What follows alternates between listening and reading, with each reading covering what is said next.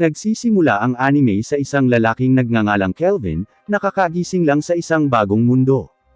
Dahil hindi na niya maalala ang nakaraan niyang buhay, naguguluhan si Kelvin sa nangyayari sa kanya sa mga oras na ito.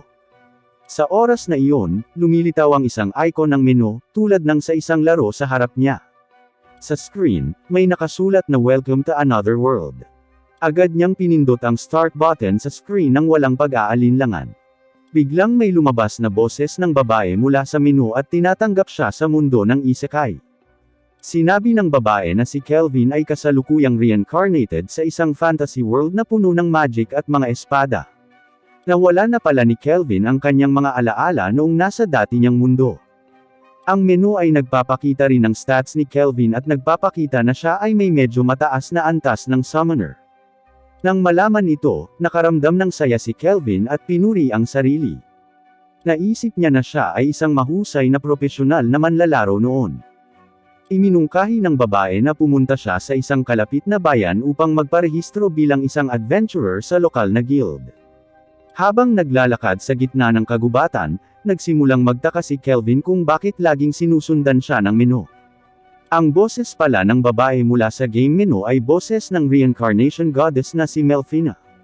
Bago muling magkatawang tao si Kelvin, nakipagkasundo na pala ito kay Melfina para maging subordinate nito. Samantalang dati, hindi siya naging subordinate ng sinuman dahil isa siyang diyosa. Pagdating sa pinakamalapit na bayan, ipinaliwanag ni Melfina kung bakit kailangang muling magkatawang tao si Kelvin sa Isekai World. Kaya sa kanyang nakaraang buhay, namatay si Kelvin sa isang aksidente dulot ng kapabayaan ng isang Diyos. Dahil sa pagkakonsensya, humingi ng tulong ang Diyos kay Melfina para mabigyan siya ng bagong buhay. Sa kanyang nakaraang buhay, nakita ni Kelvin ang tunay na anyo ni Melfina. Noong panahong iyon, na-in-love siya sa kagandahan nito, maging ito ay nagpahayag ng kanyang nararamdaman at hiniling na sumama sa kanya. Dahil sa pagkabagot at hindi nakakakuha ng bagong assignment bilang reincarnation goddess, nagpa siya si Melfina na tulungan si Kelvin at sumama sa kanya. Tinanong ni Kelvin kung maibabalik ba niya muli ang kanyang alaala. Ipinaliwanag ni Melfina na siya ang humiling sa kanya na burahin ang lahat ng kanyang alaala at ipagpalit ang mga ito ng superpower magic ability. Tingid sa kaalaman niya, noong sa nakaraang mundo, sinabi ni Kelvin na mamahalin pa rin niya si Melfina kahit na wala na ang alaala nito. Nang malaman niya ito, namula siya at tinakpan ng dalawang kamay ang mukha. Pagkatapos noon, tumakbo si Kelvin habang nalilito sa kanyang pag-uugali sa kanyang nakaraang buhay. Pero naiisip din niya na kung may in-love siya kay Melfina, ibig sabihin ay talagang maganda ang mukha nito. Na-curious si Kelvin kung pwede na ba siyang mag-utos kay Melfina ngayon. Ngunit ipinaliwanag niya na kailangan pa rin niya ng isang malaking halaga ng MP kung gusto niyang utusan siya, na ang kanyang kasalukuyang antas ay hindi pa rin magawa yon. Pagdating sa guild office, nakilala ni Kelvin ang isang babaeng receptionist na nagngangalang Ange. Pagkatapos nito, pinuna niya ang registration form para maging isang adventurer. Sinabi ni Melfina kay Kelvin na itago ang kanyang pagkakakilanlan bilang isang S-rank summoner. Ayon sa kanya, bihira pa rin ang trabaho bilang summoner sa mundong iyon, lalo pa ang isang S-rank summoner na tulad niya. Kung malaman ng sinumang pinuno ng estado na siya ay isang summoner, siya ang kanilang magiging target. Matapos punan ang registration form, nakuha ni Kelvin ang kanyang sertipikasyon bilang isang adventurer. Ngunit kailangan niyang magsimula sa pinakamababang ranggo, na ang antas ng F. Upang mag-level up, dapat niyang tapusin ang 10 sunod-sunod na misyon. Hiniling niya ang registration officer para sa gawain ng pagiging isang baguhan na adventurer. Sa sandaling iyon, inalok ni Ange si Kelvin ng 3 pirasong papel ng misyon, na may pagpipilian ng mga misyon upang mangolekta ng mga halamang gamot, talunin ang 30 slime monsters o maghanap ng isang pusa. Iminungkahi ni Melfina kay Kelvin na talunin ang 30 slime monsters. Tinanggap niya ang kanyang mungkahi at inirehistro ang misyon kay Ange habang binibili ang pinakamurang wand. Pagkatapos noon, agad na umalis si Kelvin at nagpa siya na tapusin ang kanyang misyon na kumita ng pera para sa pagbili ng pagkain at pagrenta ng matutuluyan. Long story short, nakakita si Kelvin ng 3 asul na slime monster na nagpapahinga sa isang kagubatan. Agad niyang nakilala ang tatlong asul na slime gamit ang kanyang magic. Lumalabas na ang paraan upang mapaamo ang mga ito ay kailangan niyang talunin ang tatlong slime nang hindi pinapatay ang mga ito. Nagpasya siyang atakihin sila nang hindi ginagamit ang kanyang mahika, ngunit gagamitin lamang niya ang kanyang mga pisikal na kakayahan. Pagkatapos nito, inatake ni Kelvin ang slime monster gamit ang kanyang napakahinang pisikal na kakayahan. Dahil dito, pinaglaruan pa siya ng tatlong asul na slime. Para sa kanya, ang mga slime ang pinakamahinang halimaw, pero bakit mukhang malakas sila ngayon? Pagkatapos na umangkop sa kapangyarihan ng slime, sa wakas ay nagawa ni Kelvin na matalo ang isa sa mga slime at nagawang mapaamo ito. Pagkatapos noon, gumawa siya ng kontrata sa halimaw at pinangalanan itong Clotho. Di nagtagal, inutusan ni Kelvin si Clotho na talunin ang mga natitirang slime monsters para makumpleto niya ang kanyang misyon. Ipinaliwanag ni Clotho na ang Reslime ay ginagamit na ngayon upang sumipsip ng kapangyarihan mula sa mahihinang slimes. Kaya hindi naging problema para kay Clotho na patayin ang mahihinang slimes. Sa wakas, sa tulong ni Clotho, madaling matalo ni Kelvin ang natitirang mga slime.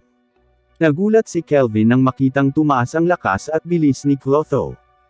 Ipinaliwanag ni Melfina na kapag ang isang halimaw ay pinaamo ng isang S-rank summoner, ang panimulang puntos ay tataas ng 100 beses. Totoo pala na pagkatapos makita ni Kelvin ang kapangyarihan ni Clotho sa icon ng laro, tumaas nga ng 100 beses ang kapangyarihan ni Clotho kumpara sa dati. Nang malaman ni Kelvin, pakiramdam niya ay parang nandadaya siya dahil kaya niyang gawing kasing lakas ngayon ang isang halimaw na kasing hina ng slime. Bumulong din siya na natural lang na ang mga nangungunang bansa ay nagta-target ng mga summoner na S-rank. Nang matapos ang misyon, pumunta si Kelvin sa opisina ng guild at nakuha ang pera. Agad niya itong ginamit sa pag-upo ng tuluyan. Sa daan, nakita ni Kelvin ang isang aliping babae na elf na ibinebenta ng isang lalaki. Ang mga elf na ibinebenta ng mga ngalakal ay kabilang sa isang pambihirang lahi at may napakagandang mukha. Ngunit binitawan ni Kelvin ang kanyang intensyon nang makita ang mukha ng elf na mukhang mahina sa malapitan. Sa wakas, dumating si Kelvin sa Oyomura Inn na inirekomenda ni Ange. Sa inn, nakilala niya ang isang babaeng nagngangalang Claire, ang may-ari at waitress. Ipinahayag ni Kelvin ang kanyang pagnanais na manatili sa Oyomura. Nang marinig iyon, mukhang tuwang-tuwa si Claire at sinabing magluluto siya ng masasarap na pagkain para sa kanya araw-araw. Pagkatapos noon, binigay nito sa kanya ang susi at ipinakita sa kanya ang silid na tutuluyan. Pagdating sa kwarto ay agad na humiga si Kelvin habang kausap si Melfina. Hindi nagtagal, naamoy niya ang masasarap na pagkain, dahilan para naiinip siyang tikman ang una niyang pagkain sa mundo ng isekai.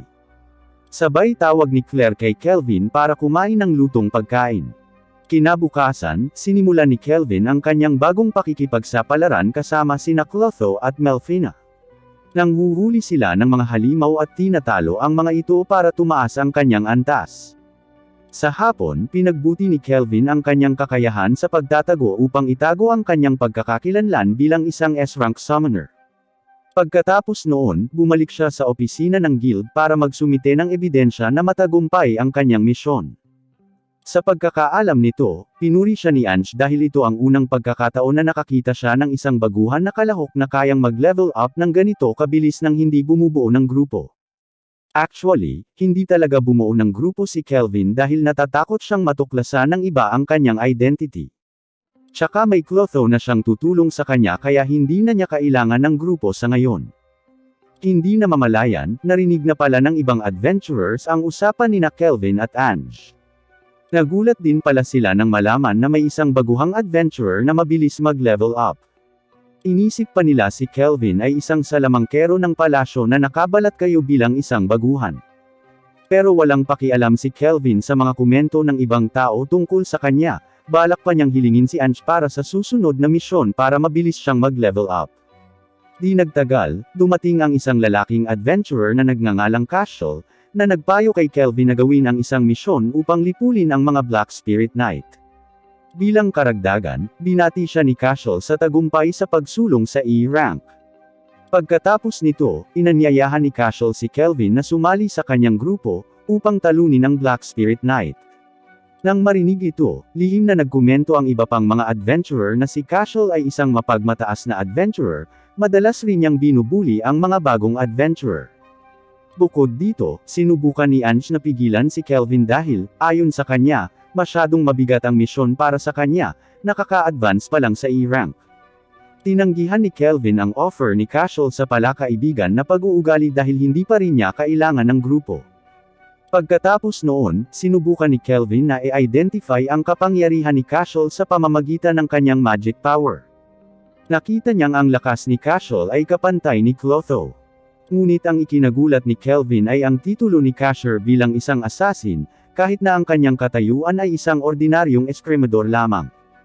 Di nagtagal, inanyayahan ni Kelvin si Cashel na makipagkumpetensya. Ang mananalo ay ang mas mabilis na matalo ang Black Spirit Knight. Ipinaalala ni Cashel kay Kelvin na ang Black Spirit Knight ay hindi isang kaaway na maaaring labanan ng mag-isa, kahit labanan niya pa ito kasama ang grupo niya. Pagkatapos ay iniwan siya ni Cashel. Ayaw pala talaga ni Cashel na imbitahin si Kelvin na sumali sa grupo niya. Gusto lang niyang mabitag si Kelvin habang nakikipaglaban sa Black Spirit Knight. Pero hindi niya namamalayan, binalak din pala ni Kelvin na hulihin si Cashel mamaya. Pagkalabas ng guild office, nakasalubong ni Cashel ang dalawang lalaki sa kanyang grupo. And sure enough, may gagawin silang masama kay Kelvin. Hiniling ng isa sa mga lalaki kay Cashel na agad na patayin si Kelvin, ngunit hiniling pa rin ni Cashel na maghintay. Bilang karagdagan, sinabi sa kanila ni Cashel na hinamon sila ni Kelvin na talunin ang Black Spirit Knight, at bilang mga singers, kailangan nilang tanggapin ang hamon. Kinagabihan, si Cashel at ang kanyang grupo ay nagtungo sa hideout ng Black Spirit Knight. Pagdating nila doon, nagulat sila nang makitang natalo na lahat ang mga Guardian Monster. Hindi nagtagal, lumitaw si Kelvin at binati silang lahat habang humihingi ng tawad sa pagtalo sa lahat ng mga Guardian ng Black Spirit Knight.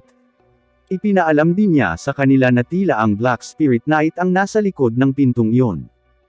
Gayunpaman, tinutuya siya ng isa sa grupo ni Cashel at tinanong kung bakit naghihintay si Kelvin na talunin nila ang Black Spirit Knight. Sagot niya na hindi niya kailangan ng tulong sa kanilang tatlo, maging siya ay hindi komportable sa kanilang presensya. Hinamon ni Kelvin ang tatlo na tapusin na ang lahat dahil alam na niyang may masamang balak ang mga ito sa kanya. Nang marinig ito, nagtaka si Cashel kung bakit hindi natakot si Kelvin sa kanilang tatlo at sa halip ay hinamon sila. Maging si Cashel ay nagpahayag na ang tatlo ay hindi ordinaryong adventurer ngunit mga wanted na kriminal mula sa palasyo. Pero hindi natakot si Kelvin. Hinamon pa niya ang mga ito na atakihin siya kaagad. Maya-maya, tumakbo ang isa sa mga lalaki para salakayin si Kelvin, na nagtakda ng magic trap para sa kanya. Naglagay si Kelvin ng bitag sa anyo ng kumunoy, na nagpasipsip pababa sa malaking katawan ng lalaki. Pagkatapos noon, inatake ulit sila ni Kelvin gamit ang kanyang magic power, at ang isa sa kanila ay piniling tumakas. Gayunpaman, hindi siya pinayagan ni Kelvin, at tinawag niya si Clotho upang pigilan siya. Pagkatapos lumitaw, lumalabas na tumaas ang kasalukuyang anyo ni Clotho kaya naging malaki ang pisikal nito na parang higanti at may titulong Predator. Ayon sa impormasyon mula kay Melfina, ang Predator na uri ng slime ay ang halimaw na sumira sa kaharian ng Torek daan-daang taon na ang nakalilipas. Madaling nahuli ni Clotho ang dalawang lalaki ng sabay. Nang makita ito, niyaya ni Cashel si Kelvin na lumaban ng 1v1. Gayunpaman, nang magsimula ang laban, si Cashel ay maaari ng talunin ni Kelvin. Matapos ang laban, inihayag ng tatlo ang kanilang layunin na patayin ang mga baguhan. Ayon sa kanila, ang kanilang grupo ay maaaring makakuha ng XP ng mas mabilis kapag pumatay ng mga adventurer kaysa sa pagpatay ng mga halimaw. Matapos mahuli silang lahat, binalak ni Kelvin na ibigay silang tatlo sa guild office. Nang matapos ang sugo kasama ang tatlo, binuksan ni Kelvin ang malaking pinto sa kanyang harapan para harapin ang maalamat na itim na espiritong kabalyero. Matapos magharap ang dalawa, kinilala ni Kelvin ang kapangyarihan ng Black Spirit Knight gamit ang kanyang mahika. Batay sa mga resulta ng kanyang pagkakakilanlan, ang Black Spirit Knight ay isang napakalakas na mataas na antas na kaaway. Nang malaman niya ito, masaya siyang ngumiti at gustong gawing summon ang halimaw. Sinabi ni Kelvin sa halimaw na gusto niya talaga itong patayin, ngunit ngayon ay nagbago ang isip niya at sa halip ay gusto niyang makipagkontrata sa kanya. Nang marinig ang alok ni Kelvin, casual na nakipag-usap ang Black Spirit Knight kay Kelvin sa halip na makipag-away sa kanya. Masayang-masaya ang pakiramdam ng Black Spirit Knight sa presensya ni Kelvin dahil lahat ay pumunta doon para salakayin siya, ngunit si Kelvin lang ang gustong kumausap muna sa kanya. Tila, ang itim na espiritong kabalyero ay dating isang tapat na commander ng bansa na nagngangalang Gerard, ngunit kahit papaano, siya ay naging isang halimaw. Hanggang ngayon ay hindi pa rin niya ito maalala. Inalok siya ni Kelvin na maging subordinate niya at gumawa ng kontrata. Ngunit bago iyon, nais ni Gerard na malaman ang lakas ni Kelvin sa pamamagitan ng pakikipaglaban upang makipagkompetensya. Noong kasisimula pa lang ng laban, mukhang pantay ang kanilang attack power. Ngunit sa kalagitnaan ng laban, naranasan ni Gerard ang pananakit ng kanyang ulo at nagsimulang maalala kung bakit siya naging halimaw. Noong panahong iyon, nabigo si Gerard na mapanatili ang kapayapaan at katiwasayan ng kaharian, na dapat niyang responsibilidad. Maging siya ay kailangang mawalan ng asawa at anak dahil sa insidente. Gusto niyang maghiganti sa mga sumira sa kanya. Matapos maalala ang isang piraso ng insidente, sinigawan ni Gerard si Kelvin. Kailangan niya ang kanyang tulong para sa paghihiganti habang nakikipaglaban kay Kelvin. Dahil malakas ang kapangyarihan ni Kelvin, nagawa niyang talunin si Gerard. Kinabukasan ay dumating si Kelvin sa opisina ng Guild Bitbit ang pulang hiyas ni Gerard bilang patunay na natalo niya ito ng mag-isa. Agad siyang pinalibutan ng lahat ng adventurer. Lahat sila ay humanga sa kanyang mga nagawa, kasama na si Ange, na agad na nagbigay sa kanya ng pagtaas ng ranggo. Samantala, si Casual at ang kanyang grupo ay naaresto at nahatulan ng kamatayan. Sa kabilang banda, may kontrata si Gerard kay Kelvin at willing siyang maging subordinate. Sa kasalukuyan, mayroon pa ring 7 slots ng monsters si Kelvin na maaari niyang i-recruit bilang kanyang mga subordinate. Pagkatapos noon, nakilala ni Kelvin si Leo, ang pinuno ng guild. Natukoy ni Leo ang lakas ni Kelvin sa pamamagitan ng kanyang mga mata na kapareho ng magic ni Kelvin, maging siya ay masasabi na si Kelvin ay summoner. Pinakalma ni Gerard si Kelvin sa pagsasabing hindi niya kayang itago ang kanyang pagkatao habang buhay. Higit sa lahat, kailangan niyang magkaroon ng mga kaibigan na maaaring magtago ng kanyang sikreto. Matapos marinig ito, kumalma si Kelvin at sinabi kay Leo na summoner siya. Tinanong din ni Kelvin na kung may identify skill si Leo, dapat niyang malaman ang mga krimen na ginawa ng grupo ni Casual. Pero bakit hinayaan pa niya? Ipinaliwanag ni Leo na si Casual ay isang dayuhang aristokrata, kaya mahirap ang pag-aasikaso sa kaso. Nakakuha na siya ng sapat na ebidensya, ngunit naunang nahuli ni Kelvin si Casual. Kaya mas madaling imbestigahan ni Leo ang kaso at nagpasalamat kay Kelvin sa kanyang tulong. Pagkatapos noon, naging seryoso ang kanilang pag-uusap, at binalak ni Leo na yayain si Kelvin na makipagtulungan sa kanya. Dati, nakilala rin ni Leo ang mga kabalyero mula sa ibang mundo. Sila ang mga banal na bayani na ipinatawag ng banal na imperyo, ang Ramos. Nang marinig iyon, sinabi ni Melfina na na-reincarnate niya ang mga bayani at nangakong sasabihin kay Kelvin mamaya. Ayon kay Leo, noong panahong iyon, ang priestess ng Ramos ay nakarinig ng alingaw-ngaw tungkol sa muling pagkabuhay ng demonyong Panginoon.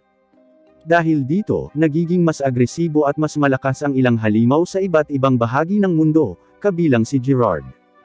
Kaya naman gustong makipagtulungan ni Leo sa mga kabalyero mula sa ibang mundo dahil hindi kayang protektahan ng hari ang buong kontinente ng mag-isa. Kapag nagising na ang demonyong Panginoon, dapat silang lahat ay tumutok sa pagtalo sa Panginoon ng demonyo ng sama-sama. Matapos marinig ito, naunawaan ni Kelvin ang asensya ng kanilang pag-uusap. Tila, gusto ni Leo na tulungan siya ni Kelvin na talunin ang mga halimaw sa paligid, dahil kasalukuyang hindi makumpleto ng mga adventurer ang rank B pataas na misyon. Nangako si Leo na magbabayad at susuportahan siya, at palalayain niya si Kelvin sa pagkumpleto ng anumang misyon. Matapos malaman ang tungkol sa tunay na pagkakakilanlan ni Kelvin, alam ni Leo na ayaw ni Kelvin na ma-involved sa politika at labanan sa kapangyarihan. Pero sa pagkakataong ito, gusto niyang makipagtulungan kay Leo, at nagkamayan silang dalawa. Matapos makumpleto ang mga aktibidad sa negosyo, bumalik si Kelvin sa Oyomura upang magpahinga. Pagdating doon ay niyakap siya ni Claire dahil mabilis na kumalat ang balitang nag-rank up na si Kelvin. Pagkatapos nun pumasok si Kelvin sa kwarto niya at kumain ng sandwich galing kay Claire. Habang kumakain ay pinakiusapan ni Kelvin si Melfina tungkol sa mga bayani na tinutukoy ni Leo. Sinabi niya na ang insidente ay talagang matagal na ang nakalipas. Sa oras na iyon, ang pari ng Ramos ay gumawa ng isang summoning ritual, at si Melfina ay naghanap ng mga taong muling magkakatawang tao sa mundo ng isekai. Ngunit dahil ito ay matagal na, marahil ang kanilang kasalukuyang antas ay napakataas din. Nang marinig ito, naintriga si Kelvin, ngunit pakiramdam ni Melfina ay ayaw na niyang madamay pa sa sitwasyong iyon. Habang nakapikit, naghanap ng paraan si Kelvin para mas lumakas ang kanyang fighting power. Dahil noong kalabanan niya si Gerard kahapon ay muntik nang matalo si Kelvin kaya naman iniisip niya na mabilis tumaas ang kanyang lakas. Pagkatapos noon ay nagising si Kelvin at tinawag si Clotho para kunin ang kanyang ipon. Bumalik siya mula sa kanyang silid at sinabihan si Claire na magdagdag ng isa pang bahagi sa kanyang hapunan. Pagkatapos noon ay lumabas si Kelvin na may kasamang masayang ngiti, na ikinakuryos ni Gerard. Sinabi ni Kelvin na bibili siya ng babaeng alipin na elf. Nang marinig iyon, nagtampo si Melfina. Ipinaliwanag niya na gusto niyang bumili ng mga alipin upang sanayin at sumali sa kanyang grupo. Ang alipin pala na tinutukoy ni Kelvin ay ang babaeng nakita niya sa slave dealer. Siya ay nagnanais na makahanap ng mga alipin na ang mga puntos ng kasanayan ay hindi kailanman nagamit at hindi kailanman nagkaroon ng master. Ayon sa kanya, ang mga puntos ng kasanayan sa mga alipin ay maaari lamang gamitin kung may pahintulot ng master. Kaya naman gusto niyang bumili ng mga alipin na may mga skill points na buo pa rin para hindi siya mag-abala sa paghingi ng permiso sa dating master. Biglang may tumakbong lalaki dahil nasusunog ang katawan. Malamang, balak din ng lalaki na bilhin ang alipin na elf. May sumpa pala ang alipin, kung sino man ang humipo sa kanya, sila ay masusunog. Sinuri ni Kelvin ang kanyang sumpa, na mula pala sa isang fire dragon. Naghanap siya ng paraan para mawala ito dahil nakita niyang buo pa rin ang skill point ng babaeng elf. Pagkatapos noon, binayaran ni Kelvin ang alipin hanggang sa nagulat at binalaan ng tindero, ngunit binili pa rin niya ang elf at iniuwi sa bahay. Habang nasa daan, nagpasalamat ang elf kay Kelvin sa pagbili sa kanya at sinabing Ethel ang pangalan niya. Nagpakilala rin si Kelvin at sinabing gusto niya itong sumali sa kanyang grupo. Ngunit muling kinumpirma ni Ethel na siya ay sinumpa. Isa pa, hindi niya matandaan ang mga mukha ng kanyang magulang, maging ang kanyang nakaraan. Pagkarinig nito ay naawa si Kelvin sa kahinawakan ang ulo nito at inalis ang sumpa nito gamit ang kapangyarihan ng secret place. Kaya pagkatapos niyang suriin ang sumpa ni Ethel, humanap ng paraan si Kelvin para maalis ang sumpa gamit ang kanyang natitirang mga puntos ng kasanayan. Napaluha si Ethel sa tuwa matapos malaman na nawala ang sumpa niya at labis ang pasasalamat nito sa kanya. Pagdating sa Oyomura, humingi ng tulong si Kelvin kay Claire sa paghahanap ng mga damit para kay Ethel. Hindi nagtagal, lumitaw si Ethel na nakasuot ng bagong damit, at pinuri siya ni Kelvin habang magkasamang naghahapunan. Pagkatapos noon, dinala ni Kelvin si Ethel sa kanyang silid at ipinaliwanag ang lahat tungkol sa kanya, kasama na ang pagpapakilala sa kanya kina Gerard, Clotho, at Melfina. Sinabi ni Kelvin kay Ethel na gamitin ang kanyang mga skill point para kumuha ng double skill points at doblehin ang kanyang growth rate para mabilis na mag-level up. Kinabukasan, nag-hunting si Kelvin kasama ang kanyang mga subordinate para tapusin ang kanyang misyon na mag-level up. Sa oras na iyon, tila lumakas ang kapangyarihan ni Ethel, kaya nagagamit niya ang mga mahiwagang pana at arrow. Bukod dito, si Gerard ay may mahusay na mga kakayahan sa pag-atake ng malapitan, na ginagawa silang parehong nakakatakot para sa mga kaaway ni Kelvin. Pagkatapos noon, pumunta si Kelvin sa opisina ng guild para patunayan na tapos na ang kanyang misyon. Ipinaliwanag ni Ange kung matapos niya ang isa pang misyon, maaari siyang umakyat sa S-rank. Maging si Ethel nakakapasok lang ay nasa B-rank na at madaling natatalo ang kanyang mga kalaban. Inisip niya na laro lang ang mga pagsusulit dahil napakadali ng mga pagsusulit para sa kanya. Sinabi rin sa kanya ni Ange na ang examiner ni Ethel ay isang lalaking nagngangalang Erd, isang respetadong senior adventurer. Pagkatapos, niyaya ni Ange sina Ethel at Kelvin na kumain sa isang bagong kafe kinabukasan, at pumayag sila. Kinabukasan, dumating si Kelvin sa appointment. Maya-maya, dumating na rin doon sina Ange at Ethel. Mukhang inihanda na ni Ethel ang estilo niya sa pagkain kasama si Kelvin hanggang sa natulala ito sa hitsura nito. Pagdating sa cafe, umorder sila ng cake, tapos naglaban sila para pakainin si Kelvin. Naiinggit ang mga lalaking nakakita nito kay Kelvin, na makakadate ng dalawang magagandang babae ng sabay-sabay. Dahil nahihiya siyang pinapanood, niyaya sila ni Kelvin sa kanyang inn at doon kainin ang cake. Pagkarinig nito ay nagkamali rin ang mga tao sa kanilang paligid nang marinig nilang dalawang babae ang sabay na dadalhin ni Kelvin sa kanyang inn. Hindi nagtagal, may dumating na 3 lalaki at sinipa ang table ni Kelvin. Sinabi ng lalaking nagngangalang Tabura na nakakahiya ang mga aksyon ni Kelvin. Tumalabas na si Tabura ang ikatlong prinsipe ng Tazon, isang bansang militar mula sa silangang kontinente. Hiniling ni Tabura kay Kelvin na ibigay sa kanya sina Ange at Ethel, sa kanya ito pakakawalan. Nang marinig iyon, inatake ni Kelvin ang dalawang gwardya ni Tabura gamit ang kanyang mahiwagang kapangyarihan hanggang sa sila ay natangay. Ginamit din niya ang kanyang ballast magic para tanungin si Tabura. Nabalitaan pala ni Tabura na may bago, napakalakas na adventurer sa lungsod ng Parth. Balak niyang arestuhin ang tao na yun dahil gagawin niyang subordinate para makuha ang kanyang trono. Sinabi ni Kelvin na ang tinutukoy ni Tabura ay ang kanyang sarili, ngunit ayaw niyang maging subordinate niya. Pagkatapos noon, pinawalan siya ng malay ni Kelvin. Sa ibang lugar, isang pari na nagngangalang Colette ang nagdadasal sa harap ng rebulto ng Diyos ang si Melfina. Mukhang sinusubukan niyang ipatawag si Melfina. Pagkatapos lumitaw ni Melfina, tinanong niya kung kumusta ang mga adventurer doon. Si Colette pala ang nagpatawag ng mga adventurer mula sa ibang mundo ilang taon na ang nakararaan. At ang 4 na adventurer ay tila napakahusay na umunlad. Pagkatapos nito, inutusan ni Melfina ang 4 na adventurer na pumunta sa kanlurang kontinente dahil tila may nakakabahalang masamang aura na nagsisimulang lumitaw doon, ngunit pinagbawalan din niya silang lumapit sa lungsod ng Parth, kung saan naroon si Kelvin. Sinunod ni Colette ang utos ni Melfina at ipinarating ito sa mga adventurer. Sa gabi sa Oyomura, mukhang hindi mapakali si Ethel. Nag-aalala siya na hindi siya kaakit-akit sa harap ni Kelvin. Dahil kanina pa sila natutulog sa iisang kwarto, pero hindi niya ito ginalaw. Pinuri ni Kelvin si Ethel para medyo kumalma siya. Nang marinig niya ang papuri nito, nakaramdam siya ng sobrang saya at niyakap siya nito. Kinabukasan, dumating si Melfina na may dalang status report mula sa mga adventure heroes kahapon. Sa 4 na bayani, tila walang mas malakas kaysa kay Kelvin. Samantalang ayon kay Melfina, malapit nang bumangon ang demonyong Panginoon at lilikha ng kaguluhan. Kung ikukumpara kina Kelvin, Ethel, Gerard, at Clotho, malayo pa ang lakas ng mga adventurer na iyon. Nagtaka si Kelvin kung bakit hindi makapag-develop ng maayos ang 4, gayong mahigit 1 taon na sila sa mundo ng isekai.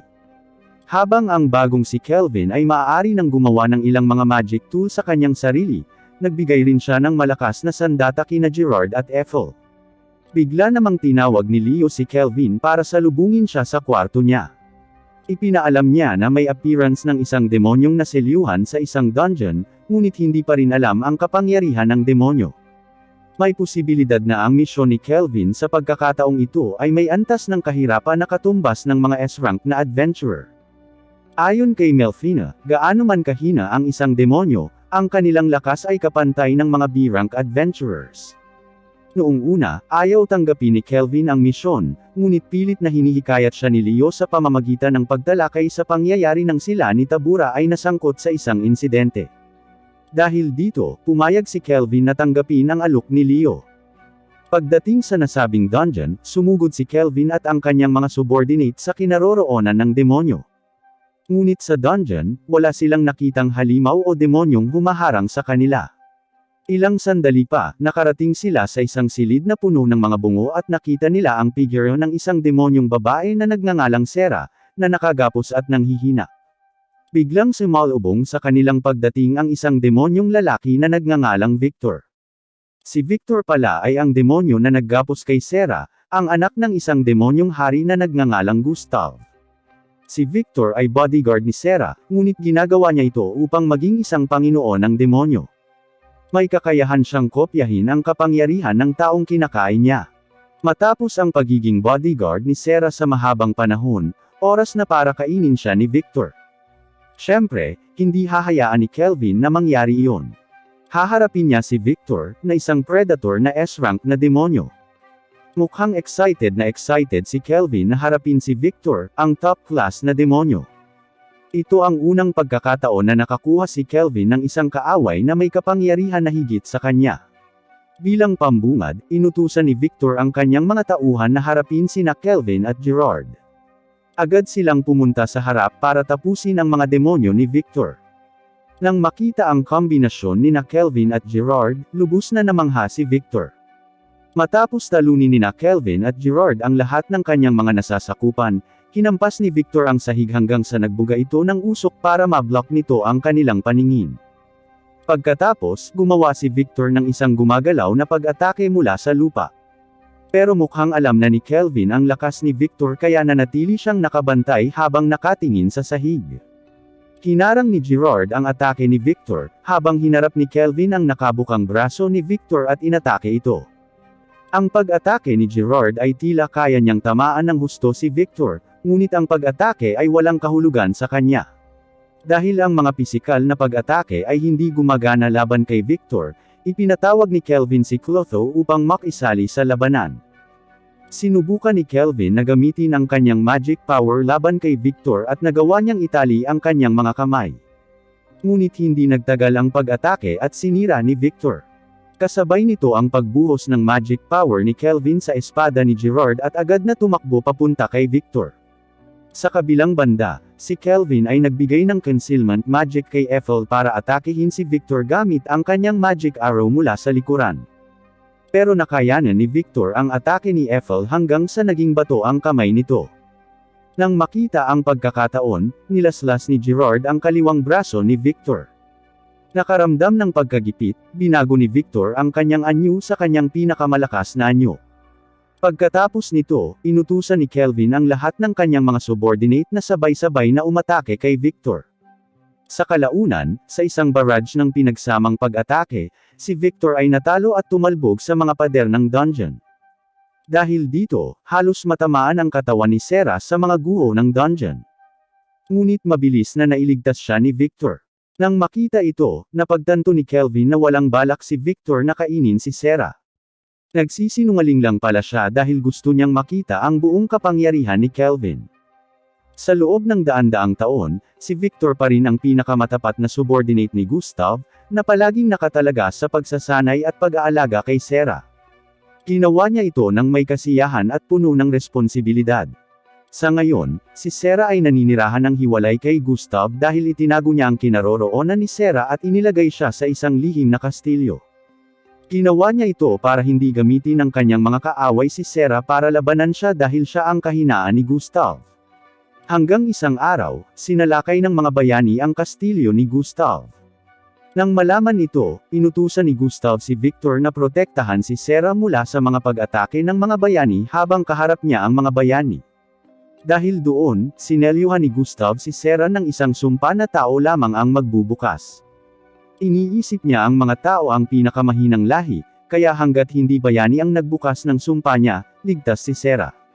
Kahit mamatay si Gustav, ang kanyang sumpa ay mananatiling aktibo magpakailanman.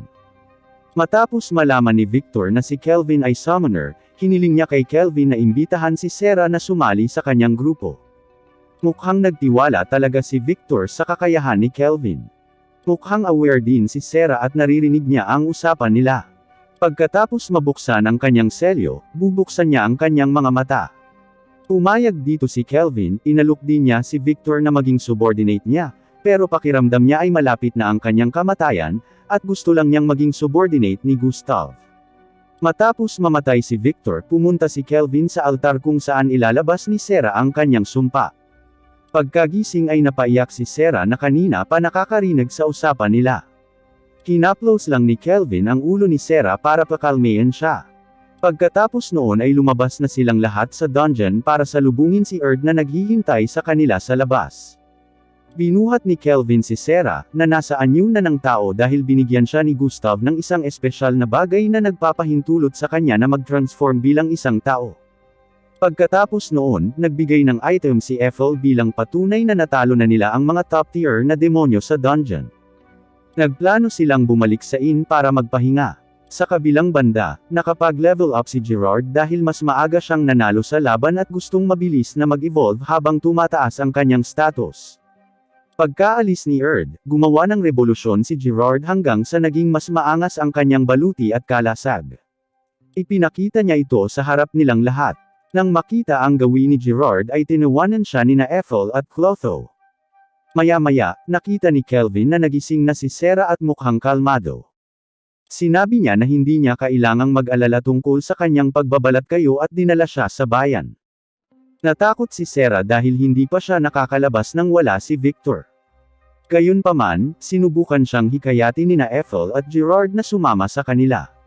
Pagdating sa lungsod ng Parth, tuwang-tuwa si Sarah na makita ang pagiging matao ng lungsod. Nakahinga ng maluwag si Kelvin nang makitang bumalik na naman ang kanyang pagiging masayahin. Sa wakas, sinamahan nina Ethel at Gerard si Sarah upang tumingin sa paligid ng lungsod hanggang sa sila ay masatisfied. Samantala, pumunta naman si Kelvin sa guild office para magbigay ng impormasyon kay Leo. Tila, si Kelvin ay nakakuha kaagad ng isang pagtaas ng ranggo sa A rank. Pagdating sa inn, sinalubong si Kelvin ng mga taong bayan para sa kanyang tagumpay, kasama si Ange at ilang staff ng guild office. Si Claire pala, ang asawa ni Erd, ay nagluto ng masasarap na pagkain para sa kanilang lahat. Dahil dito, buong gabi silang nagpi-party. Nang magising si Kelvin, hindi niya nakita ang kinaroroonan ni Sarah at agad siyang hinanap. Nananaginip pala si Sarah habang nakatingin sa langit para alalahanin ang pagsasama nila ni Victor. Naalala niya noong bata pa siya, gusto niyang mag-beach sa lungsod ng mga tao. Nang panahong iyon, nangako si Victor na dadalhin siya upang makita ito. Nangako rin si Sarah na ipagpapatuloy niya ang kanyang buhay ng mas mabuti, tulad ng gusto ng kanyang ama at ni Victor. Kinaumagahan, ipinamahagi ni Kelvin ang S-rank armor sa lahat ng summoner niya. Tila, ang mga kasanayan sa sandata ni na Kelvin at Ethel ay tumaas sa pinakamataas na limitasyon sa antas. Nakakuha si Sarah ng S-rank na armas at armor. Sa kahilingan, ginawa ni Kelvin ang baluti at sandata mula sa mga labi ng patay na katawan ni Victor. Sa pagtanggap ng dalawang gamit, mukhang masayang-masaya si Sarah dahil pakiramdam niya ay binibigyan siya ng lakas ni Victor. Nakakuha din si Gerard ng bagong espada mula kay Kelvin. Pagkatapos noon ay bumagsak si Kelvin sa katawan ni Clotho dahil sa buong magdamag na pagod sa pagpapanday ng mga armas. Bukod pa riyan, sumigaw si Kelvin na gusto niyang kumain ng kanin dahil simula nang pumasok siya sa mundo ng isekai ay hindi na siya muling nakakain ng kanin. Makalipas ang ilang sandali, nagpasya silang umalis sa lungsod ng Parth upang bisitahin ang lungsod ng Torek. Sa lungsod, may usap-usapan na may halaman na parang palay, kaya maaaring may kanin na tulad ng gusto ni Kelvin. Bilang karagdagan, si Sarah ay tila talagang gustong maglibot at makakita ng mga bagong mundo. Ang kanilang paglalakbay sa lungsod ng Torek ay maaari ring dalhin si Sarah sa paglalakbay at, kasabay nito, maghanap ng bigas para sa kanya. Sa kabilang banda, nagbigay ng balita si Melfina na hindi pa rin niya ito makakasama. Sinusubukan niyang gamitin ang kanyang avatar para harapin si Kelvin ng direkta. Mukhang natakot si Melfina na maagaw si Kelvin nina Ethel at Sarah na napaka-agresibo kay Kelvin. Habang nasa daan, naramdaman ni Sarah na may nakatingin sa kanila. Kinumpirma din ito ni Kelvin. Tila napagtanto niya ito sa simula pa lang. Hindi nagtagal, ang kanilang karwahe ng kabayo ay hinarang ng isang babae na sinundan naman ng kanyang mga tauhan. Inamin niya na sila ang kilalang pangkat ng bandidong Kirkazi. Natakot ang kotsero ng karwahe na hinihila ng kabayo na sinasakyan ni Kelvin dahil ang grupong Kirkazi ay dapat na napatay na ng isang A-rank adventurer mula sa Tazon. Nakilala ni Kelvin ang kanilang lakas gamit ang kanyang mahika. Gayunpaman, ang kanilang lakas ay nasa level 25 hanggang 30 lamang. Sinabi rin niya kay Sarah na harapin silang mag-isa. Agad namang tumalon si Sarah mula sa karwahe ng kabayo para harapin sila. Noong una, minamaliit nila ang lakas ni Sarah dahil inakala ng mga bandido na ang mga adventurer mula sa part ay C-rank lang at mas mababa. Pero kumbaga, isa-isa ang mga bandido na kayang talunin ni Sarah dahil umabot na siya sa level 75, kaya numatch sila sa kanya. Nang matalo na ang lahat ng kanyang tropa, dahan-daang umatras ang babae sa takot. Dahil dito, nagawa ni Sarah na talunin silang lahat at itali sila. Pero binyantaan pa rin sila ng babae na maghihiganti ang amo nila, na level 70 na, laban kay Kelvin. Nang marinig ito, talagang natuwa si Kelvin at tinanong siya tungkol sa kanilang amo. Long story short, dumating na si Kelvin at ang kanyang grupo sa lungsod ng Torek. Ito ay lumabas na ang hitsura ng lungsod ay katulad ng lungsod ng Hapon noong nakaraan. Matapos maglaro ng ilang sandali sa dalampasigan, pumunta sila sa opisina ng lokal na guild para ibigay ang mga bandido. Ang pinuno ng Torek Guild, isang babaeng nagngangalang Mist, ay bumati kay Kelvin sa palakaibigang paraan. Nasabi na pala ni Leo kay Mist ang lahat ng mga nagawa ni Kelvin. Sinabi rin ni Kelvin kay Mist na ang boss ng mga bandidong Kurakazi ay isang A-rank adventurer mula sa Tazon na dapat tatapos sa mga bandido. Nagulat si Mist at hindi niya inaasahan na ang dapat natatapos sa Kurakazi ang nangunguna sa kanila. Ang lalaking adventurer na nagngangalang Christoph ay tila nasa Torek. Ayon kay Mist, wala silang magagawa sa ngayon dahil tinuturing na bayani si Christoph ng mga taga-Torek. Bukod pa dito, kung may ginawa sila kay Christoph, baka masangkot sa conflict ang Torek at Tazon. Nang marinig ito, labis na naiinis si Sarah, ngunit ipinaliwanag ni Kelvin kung ano ang ibig sabihin ni Mist upang hindi sila maging pabaya sa pag-atake nila. Bukod pa dito, sa katunayan, si Kelvin ay nag-aalinlangan na labanan ang tao na mas mababa sa kanya ang level. Gusto niyang labanan ang mga taong mas malakas sa kanya. Biglang naramdaman ni Kelvin ang presensya ng taong hinihintay niya, ang pag-iral ng mga bayaning ipinatawag ni Melfina. Noong panahong iyon, binalak ni Kelvin na gamitin sila laban kay Christoph. Siya at si Mist ay gumawa ng plano para sa isang hukbo ng mga bayani upang labanan ang mga bandidong Kurakazi. Pumayag si Mist dahil kung mahuli ng mga bayani ang Kurakazi bandit, wala nang protesta mula sa Tazon. Tahimik, may binalak si Kelvin para mahuli ang mga bayani at mahuli si Christoph. Sa loob ng punong tanggapan ng mga bandidong Kurakazi, maraming babae at bata ang nakidnap para ibenta bilang mga alipi ng mga ito. Hinaharas pa sila ng mga miyembro ng Kurakazi. Buti na lang at dumating si Kelvin at ang kanyang mga subordinate sa oras. Sa kabilang banda, nakikitang nakikipagtalo si Christoph sa kanyang kasintahan. Tila natatakot silang mabunyag ang kanilang pagkakakilanlan dahil nahuli na ni Kelvin ang kanilang mga nasasakupan.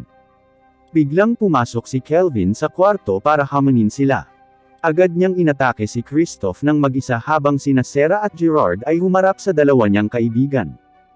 Nang makaharap si Kelvin, masaya si Christoph dahil makakaganti siya sa kanya.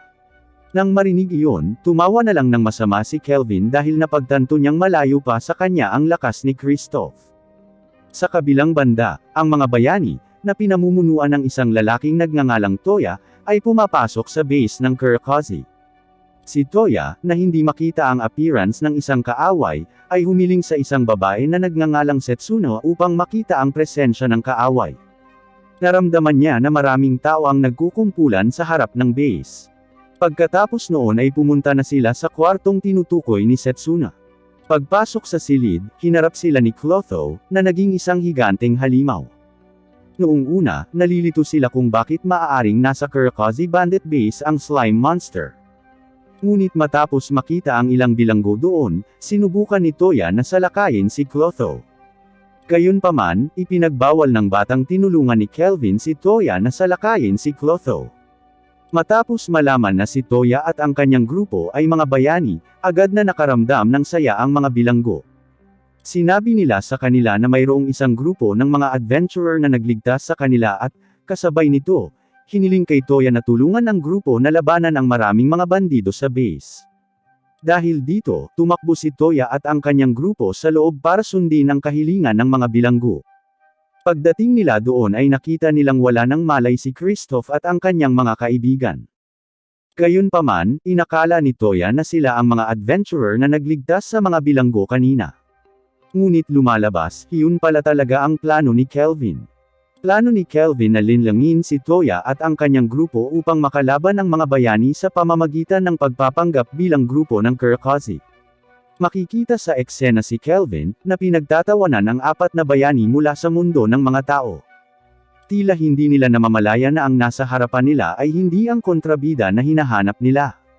Bilang resulta, isang lalaking nagngangalang Toya Kanzaki at tatlong babae na nagngangalang Setsuna Shiga, Miyabi Kuromiya, at Nana Mizuoka ay naghanda upang labanan si Kelvin at ang kanyang mga kaibigan. Pagkatapos, nagpasya si Kelvin na harapin silang mag-isa. Inanyayahan niya din silang tumaya kung sino ang matalo sa labanan, pagkatapos ay kailangang sumunod sa utos ng nanalo. Gayunpaman, sa halip ay tinanggihan ni Toya ang hamon ni Kelvin. Pakiramdam niya ay hindi patas na makipaggrupo sa nag-iisang kaaway niya. Pagkatapos, sinabi sa kanya ni Setsuna na si Kelvin ay hindi isang kaaway na maaaring maliitin. Ang kanyang pahayag ay nabigyang katwiran ni Miyabi, na maaaring makilala ang mga kasanayan. Naramdaman ni Miyabi na mas malakas ang lakas ni Kelvin kaysa sa kanilang apat. Matapos marinig ang mga salita ng kanyang mga kaibigan, pumayag si Toya sa mga kondisyon ni Kelvin. Pagkatapos noon ay naghanda na sila bago ang laban. Ilang sandali pa ay nagprotesta si Sera dahil gusto niyang lumaban sa kanilang apat at subukan ang kanyang kakayahan, ngunit pinagbawalan siya ni Kelvin at sinabihang kainin ang pagkaing inihanda ni Ethel. Samantala, tila hindi sumasang-ayon si Ethel sa kanyang ideya, at nais lang niyang harapin ang kanyang kaaway ng mag-isa dahil sa pakiramdam niya ay hindi angkop ang kanyang lakas para sa mga direktang labanan tulad nito. Bukod dito, hindi talaga naiintindihan ni Kelvin ang mga kakayahan na mayroon sila. Ngunit kinumbinsi niya si Ethel at sinabing ang laban ay sadyang ginawa niya para sukatin kung hanggang saan ang pag-unlad ng kanyang lakas. Dagdag pa, mayroon siyang bagong S-rank na armas na partikular niyang ginawa para harapin ang mga sitwasyong tulad ng oras na yun. Sa wakas, nagsimula na ang kanilang laban.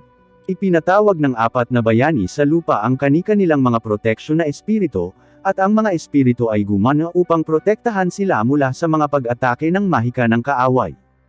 Gayunpaman, hindi natatakot si Kelvin na atakihin sila ng paulit-ulit gamit ang kanyang mahika.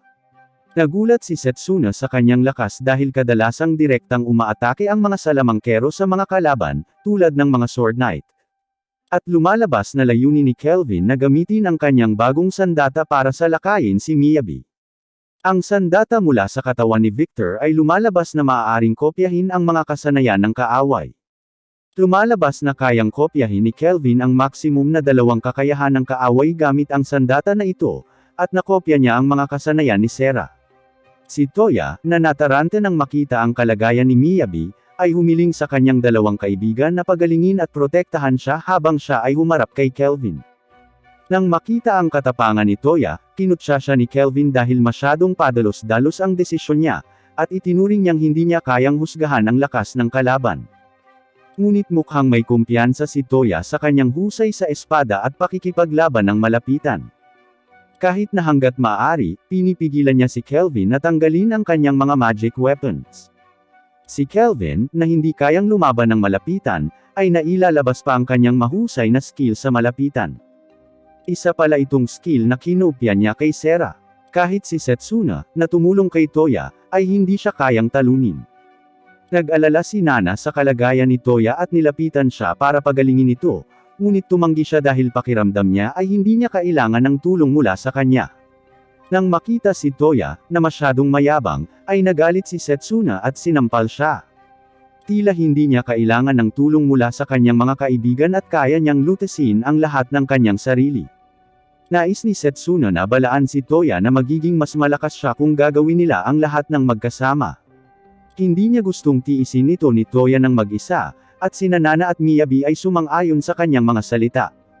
Gusto ni Nana na patuloy silang magtulungan tulad ng dati dahil doon sila magiging matatag.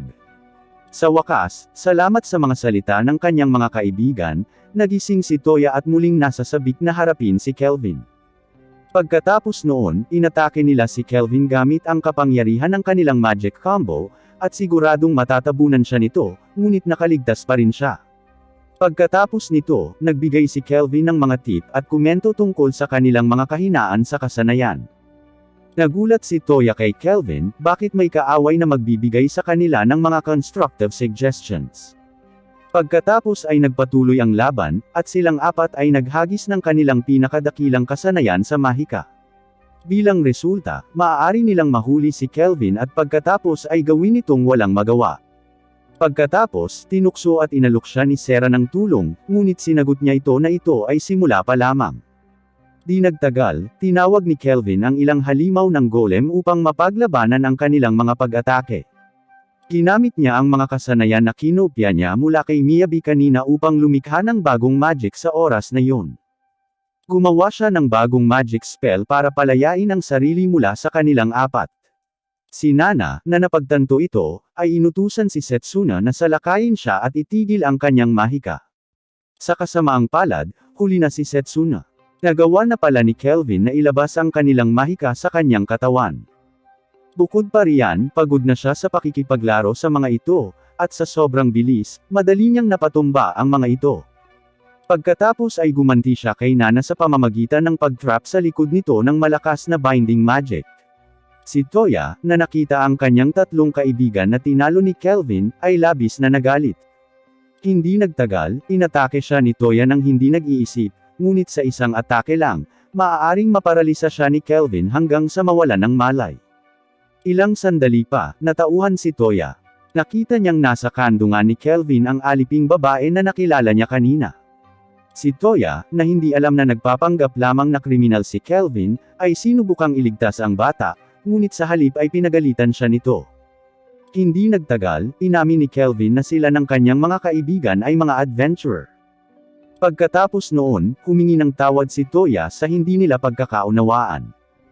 Gayunpaman, sinabihan siya ni Sarah na huwag mag-alala tungkol doon dahil ang kanilang laban ay sadyang ginawa ni Kelvin. Sa wakas, napagtanto niyang nais ni Kelvin na turuan sila ng leksyon at sabihin sa kanila ang kanilang mga kahinaan. Sinabi ni Kelvin na wala rin siyang pakialam. Hanggat si Toya at ang iba ay handang aminin ang kanilang pagkatalo at sinunod ang lahat ng kanyang kagustuhan. Nang marinig iyon, pumayag si Toya. Ngunit sa hindi inaasahang pagkakataon, ang una niyang utos sa kanila ay habarin ang lahat ng kanilang damit, at napasigaw ang apat sa gulat. Kinabukasan, sina Kelvin at Mist ang nag-escort sa mga miyembro ng Kirkazi patungo sa bilangguan sakay ng karwahe na hinihila ng kabayo. Nagpasalamat siya sa paglutas ng problema. Sinabi niya na sisiyasati ng Torek City ang relasyon sa pagitan ng Kirkazi at ng pinuno ng Trisen. Pagkatapos nito, sinamahan ni Kelvin si Toya at ang kanyang mga kaibigan sa pagsasanay. Si Kelvin ay parang mentor sa kanila. Sa kasamaang palad, nang kaharap ang isang higanteng octopus monster, sila ay tila nalulula. Binigyan sila ni Kelvin ng direksyon para harapin ito. Sinamahan pala siya nina Ethel at Sarah. Sa pagkakataong iyon, nagtaka si Sarah kung bakit gustong tulungan ni Kelvin silang apat na mag-practice. Sagot niya na gusto lang niyang tulungan ang bayaning pinili ni Melfina. Bukod dito, sila ay nagmula sa parehong mundo tulad niya. Matapos matalo ni Toya at ng kanyang mga kaibigan ang octopus monster, kinain nila ang tanghalian na inihanda ni Ethel. Pagkatapos ay pinag-usapan nila ang mga chismis ng isang babaeng nagngangalang Colette, isang manghuhula at ang nagpatawag sa kanilang apat sa mundo ng isekai. Ayon kay Colette, tumataas ang kapangyarihan ng boss ng dungeon dahil sa paggising ng demonyo. Tinanong ni Kelvin kung paano nila haharapin ang boss ng dungeon gayong nahihirapan na sila sa octopus. Sumagot si Toya na tatakas sila kapag nakatagpo nila ang isang boss ng S-rank dungeon. Mas inaalala niya ang kanyang buhay at mga kaibigan kaysa pilitin ng kanyang sarili na labanan ang mga halimaw na mas malakas kaysa sa kanya. Gayunpaman, si Toya ay patuloy na magsasanay ng husto upang protektahan ang kanyang mga kaibigan. Nang marinig ang sagot na iyon, napangiti si Kelvin. Tila ito na ang hinihintay niyang sagot dahil kahapon, concern pa rin si Toya sa kanyang ego at laging padalos-dalos sa pagdedesisyon. Pagkatapos ay sinabi ni Kelvin na sa kasalukuyan, nakapasa si Toya sa kanyang pagsusulit sa tanong. Maya-maya pa ay nagpaalam na sa kanilang apat si Kelvin at ang kanyang mga kaibigan. Bago maghiwalay ay binigyan niya sila ng kwintas bilang souvenir. Nagpasalamat sila at sumakay ng barko patungo sa kabilang kontinente. At ito pala ay alam ni Ethel na ang kwintas ay isang makapangyarihang accessory item. Maaari itong dagdagan ng ilang mga katangian at may mga nakatagong epekto, na magiging lubhang kapaki-pakinabang sa labanan. Hindi nagtagal, dumating si Sarah at nagulat si Kelvin. Kumbaga, gusto niyang sabihin na may isang messenger ni Mist na nagbalita na may importanteng tao na gustong makipagkita sa kanya. Nang malaman ito, natuwa si Kelvin dahil hinihintay niya ang sandaling iyon mula pa kahapon. Nahulaan niya na ang mahalagang tao na tinutukoy ni Mist ay ang pinuno ng Torek, at malamang na makakuha ng regalo mula sa kanya si Kelvin. Binalak sana ni Kelvin na humingi ng bigas bilang regalo niya sa pinuno ng Torek dahil iyon lang ang pakay niya sa lungsod. Pagkatapos nito, pumunta si Kelvin at ang kanyang mga kaibigan sa isang palasyo na sa tingin niya ay katulad ng kaharian sa Japan. Ayon kay Gerard, ang unang hari at ang bayani ng Torek ay nagmula sa ibang mundo, kaya may posibilidad na ang hari ng Torek ay nagmula sa Japan at nagtayo ng isang palasyo na katulad ng sa kanyang orihinal na mundo. Kahit na sa pagpasok nila sa palasyo, ang silid ng hari ay inilagay sa tatami. Dahil Japanese si Kelvin, marunong siyang kumilos at umugali sa harap ng hari. Nang iangat ang kurtina ng trono, lumabas na ang pinuno ng Torek ay isang babaeng nagngangalang Tsubaki Fujiwara. Ang kanyang mga tauhan ay tila humanga sa napaka-eleganteng hitsura ni Sarah dahil si Sarah ay anak ng isang maharlika at anak ng isang hari ng demonyo. Di nagtagal, nagpasalamat si Reyna Tsubaki sa kanila at hiniling na huwag maging matigas sa harap niya. Plano niyang bigyan ng malaking regalo si Kelvin at ang mga kaibigan nito, at ibibigay niya ang anumang hiling nila. Pagkatapos ay walang pakundangan na sumagot si Kelvin na gusto niya ng bigas mula sa Torek dahil hindi kailanman nagbibenta ng bigas ang Torek sa ibang mga rehiyon. Nagulat si Queen Tsubaki sa pagnanais ni Kelvin na itinuturing na walang halaga, kahit na maaari itong humingi sa kanya ng isang posisyon o ari-arian. Ngunit sumagot siya na sila ay mga adventurer na nagustuhan ang kalayaan, samantalang ang mga bagay tulad ng posisyon at kayamanan ay nagpapanatili lamang sa kanila na nakatali sa isang lugar. Nang marinig ang sagot ni Kelvin, tumawa ng may kasiyahan si Reyna Tsubaki. Naisip niya na si Kelvin at ang kanyang mga kaibigan ay tulad ng ibang mga bayani na naghahanap ng labis na gantimpala. Pinagbigyan niya ang kanyang kahilingan, maging siya ay magbibigay sa kanila ng bigas ng libre tuwing kailangan nila at nagpadala ng stock ng mga supply ng bigas para sa kanila. Napaghandaan na pala ni Reyna Tsubaki ang kanilang masarap na pagkain. Tuwang-tuwa si Kelvin, na nakahanap ng kanin at Japanese-style side dishes. Nang hindi naghintay ng mahabang panahon, nilamon niya ang lahat ng pagkaing nakahain. Si Ethel, na nakita siyang tuwang-tuwa, ay nagkusang magtanong sa chef tungkol sa recipe sa palasyo. Parang gusto niyang makapagluto ng Japanese specialties para kay Kelvin, habang umiinom ng sake sina Gerard at Sarah hanggang sa malasing. Makalipas ang ilang araw, napag-aralan ni Ethel ang lahat ng Japanese-style cuisine. Maging si Reyna Tsubaki ay tila nagustuhan ang luto ni Ethel. Mas masarap daw ang luto ni Ethel kaysa sa royal chef. Humingi siya ng pahintulot kay Kelvin na panatilihin si Ethel sa palasyo at inalok silang lahat ng trabaho sa palasyo. Magalang na tinanggihan ni Kelvin ang kanyang kahilingan, ngunit ipinagpatuloy niya ang pagpapakalma sa kanya at hiniling na pakasalan siya nito upang maalagaan niya ito araw-araw. Pagkarinig nito, napatingin siya kay Ethel dahil nakaramdam siya ng aura na gustong pumatay sa kanya. Pagkatapos nito, bumalik silang lahat sa Parth gamit ang magic portal. Pagdating sa Parth, bumili si Kelvin ng bagong bahay dahil sa tingin niya ay napakaliit nito para manatili silang lahat sa Oyomura. Medyo malaki ang bago niyang bahay, parang palasyo na maraming kwarto. Nang makita ito ay nakaramdam ng labis na kasiyahan si Sarah at pinili ang silid na akma sa kanyang kagustuhan, habang si Ethel naman ay pinili ang katabi ng kwarto ni Kelvin. Samantala, pinili ni Clotho na manatili sa bakuran. Tila mas gusto ni Clotho na nasa ligaw kaysa sa loob ng bahay. Bukod pa riyan, kumuha si Kelvin ng isang katulong upang tulungan si Ethel sa kanyang gawain, at ang kanilang kasambahay ay isang ina na nagngangalang Eli at isang anak na babae na nagngangalang Luca, na kanilang iniligtas habang nasa Torek kahapon. Gabi na nang nagpapahinga sila, biglang naramdaman ni Kelvin ang presensya ng taong hinihintay niya, si Melfina. Mukhang miss na niya ito na ilang araw nang nawala. Sinabi niya sa kanya na sa pagkakataong ito ay makikita na niya ang kanyang anyo. Alam niyang tinawag siya nito. At sigurado, lumitaw si Melfina sa napakaganda at eleganteng anyo. Maging si Kelvin ay nakaramdam ng awkward nang makita ang kanyang anyo. Pagkatapos, inaasar niya ito, na mukhang nahihiya. Kinaumagahan ay sabay-sabay silang nag-aalmusal. Mukhang masaya si Melfina sa masarap na pagkain ni Ethel. Sa kabilang banda, natarante sina Gerard at Sarah sa kanyang presensya na hindi pa nila nakita. Pagkatapos ay ipinakilala niya ang kanyang sarili sa kanila at, kasabay nito, sinabi sa kanila na ito ang kanyang tunay na anyo. Pagkatapos, binigyan ni Melfina ng regalo si Kelvin para sa matagumpay na pagpapatawag sa kanya, na isang protection magic. Kung gagamitin niya ang salamangka na ito, maiiwasan niyang masugatan ng nakamamatay isang beses sa isang buwan, kaya hindi na niya kailangang mag-alala kung may hindi inaasahang pag-atake. At ang pinakamahalaga ay ang pangalawang kakayahan, maaari siyang magpatawag ng isang bayani mula sa ibang mundo.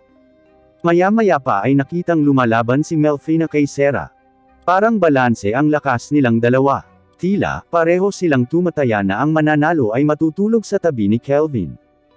Samantalang si Kelvin mismo ay naguguluhan pa rin kung tatawagan ba niya ang bayani ngayon o hindi, dahil isa itong tao na ipapatawag mula sa ibang mundo, kaya ayaw niyang mag-summon ng walang ingat sa mundong iyon. Lumapit sa kanya si Melfina, na nakahalata sa pagkalito ni Kelvin, at pinakiusapan itong magkausap. Noong una, sinabi niya sa kanya ang tungkol sa pagkakaroon ng isang hari ng demonyo na may dalawang espesyal na kakayahan, ang una ay maaaring umunlad at magagawang baguhin ang personalidad ng iba. Ang pangalawa, ang demonyong Panginoon, ay immune sa pinsala.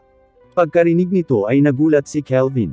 Tinanong niya kung paano siya talunin kung ang hari ng demonyo ay immune sa pisikal na pag-atake. Sumagot si Melfina na isang bayani lamang ang makakapagtanggal ng espesyal na kakayahan ng hari ng demonyo, kaya kailangan talaga sa isekai ang pagkakaroon ng mga bayani. Gayunpaman, nag-aalangan pa rin si Kelvin na magpatawag ng isang bayani, tulad ni Toya at ng kanyang mga kaibigan, na ipinatawag sa isekai ng walang pahintulot, at sa palagay ni Kelvin, hindi ito isang magandang bagay. Pinayuhan ni Melfina si Kelvin na gumamit ng reincarnation type summon, kaya ipapatawag na lamang niya ang mga espiritu ng mga patay mula sa mundo ng mga tao para hindi pilitin ang mga nabubuhay tulad ni Toya at mga kaibigan nito. Gayunpaman, ayon sa kanya, ang reincarnated type summon na ito ay mangangailangan ng maraming mana kumpara sa isang buhay na summon ng tao. At ang uri ng reincarnation ay may mga pakinabang nito. Ang mga bayani na ipapatawag ay maaaring pumili ng kanilang hitsura, edad, at kakayahan ayon sa kanilang kagustuhan, tulad ng nangyari kay Kelvin. Matapos makinig sa paliwanag ni Melfina, noong gabing iyon, nagpa siya si Kelvin na magpatawag ng isang bayani gamit ang reincarnation type. Inilabas niya ang kanyang lakas para ipatawag ang bayani. Nais niyang dumating ang pinakamalakas na bayani. Nang hindi naghintay ng mahabang panahon, isang babaeng nagngangalang Psyche Rio ang lumitaw sa kanyang harapan.